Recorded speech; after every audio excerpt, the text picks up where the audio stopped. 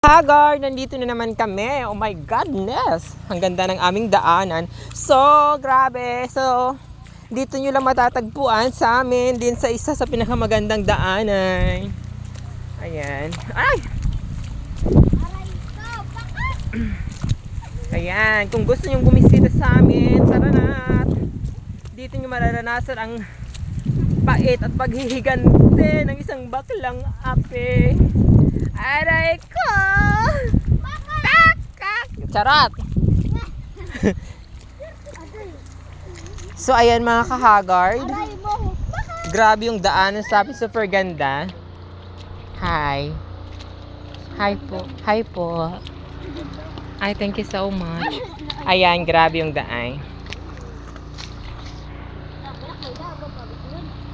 Ayan. Let's go sa taniman na ng palay ngayon. So hindi na bago sa amin to dahil nga dito sa USA ganito talaga kami.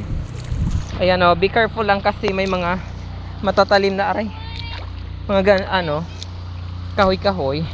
Baka matusok yung paa mo. Yan, nagtaniman ng palay dito. Ayun, may motor pala dun eh. May bangka pala, so hindi kami sumakay. So dito kami dumaan sa taas. Yan. So yung outfit ko ganito lang dahil nga maputik, so madali lang maghugas ng paa.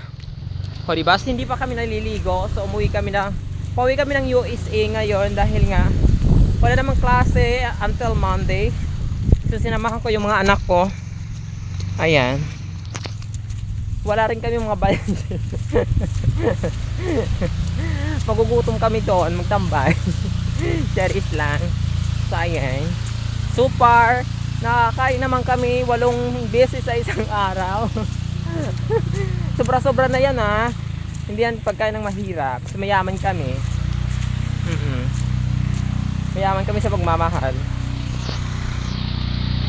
Yan, di ba? Ang ganda sa amin. O, yung pa ako.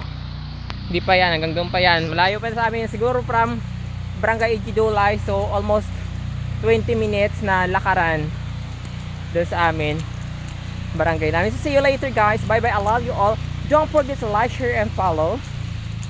Bye bye. Advance Merry Christmas. Ayan. Grabe. So, sanayan lang talaga yung mga bata ganito.